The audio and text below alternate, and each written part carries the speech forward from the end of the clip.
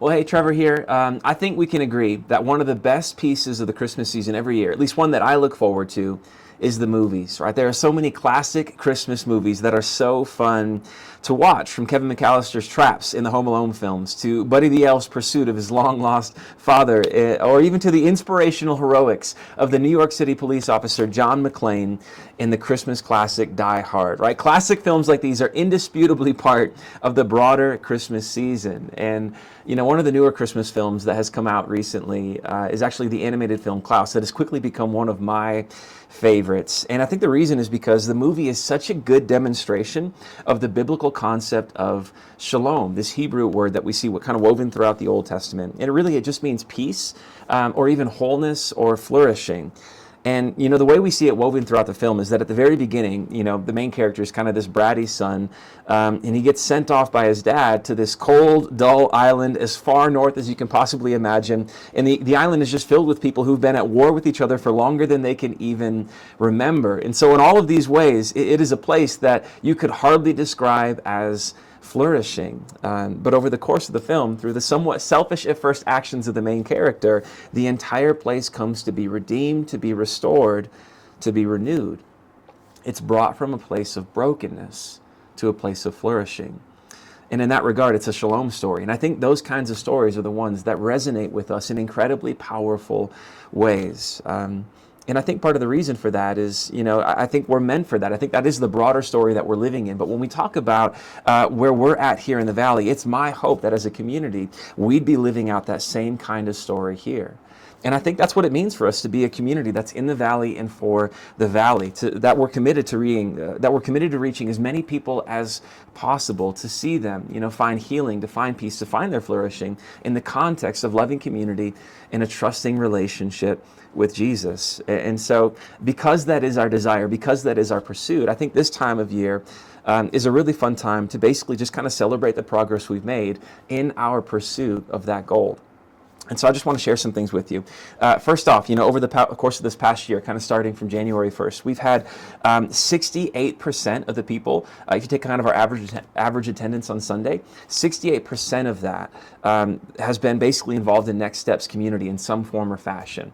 And that includes things like midweek reset classes, and also the kids midweek that's a part of it. It includes student midweek on Tuesday nights, men's and women's ministry, Moms Connect, community groups, all of these different things that when you kind of total up participation across the board and all of that, what you see is that 68% of the, you know, typically how many people we have join us on a Sunday, 68% of that has participated in these Next Step environments, which I think really speaks to some of the other things that we're seeing, because in a lot of ways we're seeing incredible growth spiritually and transformation take place within the context of our community. We're seeing transformation in the direction of shalom and flourishing happen all the time here at SMCC and at SMCC Lehigh. And so, you know, in light of that, there's just two things that I want to share with you, I think, in addition to that 68%, that really are some of the most significant indicators of spiritual growth. The first one's baptisms. And over the course of the past year, from January 1st, we've had the chance to celebrate 27 baptisms. And this is significant because baptism is a symbol that represents that a person's life has been changed by a trusting relationship with Jesus. And so a person only gets baptized because that is true in their life. And so that's 27 lives that have been changed dramatically in the context of this community through a trusting relationship with Jesus. And we have another baptism Sunday still to come on December 14th in just a couple of weeks that I'm super excited for. And so that's huge and absolutely worth celebrating. In addition to that, we've had 35 first-time givers since January 1st. And this one is significant because I think on the one hand, our hearts, you know, almost more than anything else, can get caught up with money. And so when a person makes the decision to give, it's an indicator of a couple of different things happening within the context of their heart, within their spiritual life. On the one hand, it's an indicator that they're trusting God with one of the most difficult things to actually trust God with in our lives, which is our finances, and for Him to be our provider. But in addition to that, it shows that individual or that family, that they're bought into what we're doing here as a community, and to the vision that we're pursuing, right? To reach as many people as possible, to help them take their next step towards finding full devotion, full delight in Jesus, to be in this valley and for this valley. And so the fact that 35, you know, families or people have taken that next step is a huge indicator of a lot of spiritual growth taking place, and transformation taking place within the lives of people who call this community home. So I couldn't be more excited, couldn't be more glad about where we're at and what we're seeing happening in the context of our community here. And in light of all of that, I just want to share a few things. And I think first off, I want to share our year-end giving goal. December, for so many nonprofits and churches, December is often the month that is marked by the most significant giving. It's a month that is marked by generosity. And for many nonprofits and churches, it's the month that most significantly contributes to funding the ministry that takes place within that community, within that organization. And so for that reason, every one of our campuses at SMCC, one church in 5 locations, every one of those locations or campuses has its own giving goal for the month of December. Basically, our generosity goal for how much we hope to give to fund ministry in the coming months and year in this particular month. And our goal at Lehigh is $42,680. Our year-end giving goal is $42,680, which in light of, so much of the growth that we've seen spiritually and in the context of generosity specifically, I have full confidence in our ability to meet that together as a community. But that's the first thing I wanted to share. The second thing is, in light of that, I just want to say, if you already give to SMCC Lehigh, if that's a practice that you've already leaned into, that you've already kind of worked into your life, I just want to say thank you so much for your generosity. It means the world to me that you would entrust us with your resources in that way, that you would want to participate in what we're doing, that you would want to join in the work that we're doing to really reach this valley and as many people in this valley as we can.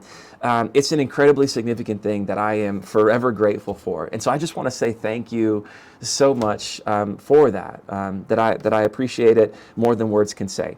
And so I want to say that on the first hand. And then in addition to that, the third piece of this, right, I want to say that if giving to SMCC Lehigh is the next step that you haven't taken yet, I want to invite you to consider doing that.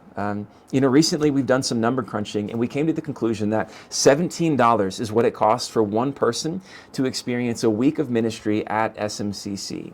And so that actually goes, beyond. It's not even just Sunday morning.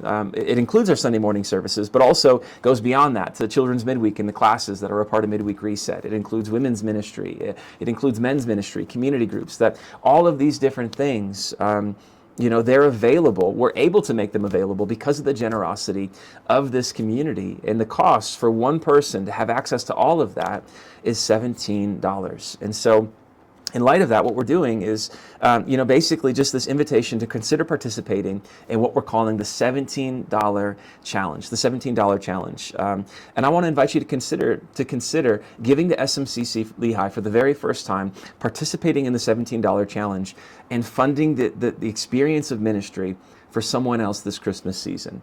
Because every one of these environments is a place where people can form relationships. They can develop a sense of community. They can ask and have their questions answered. And they can dig into the Bible. They can begin to learn who Jesus really and truly is and begin to form a trusting relationship with Him.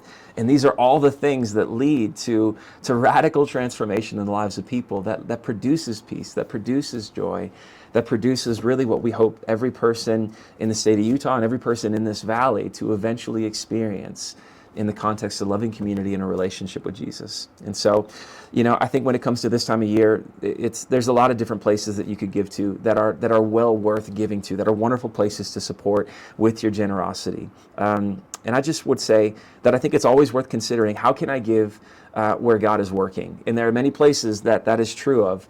And it's really fun for me to be able to look back on this year and say that while there are many places that is true of, it is also true of us, that this is clearly a community where God is at work changing the lives of real people.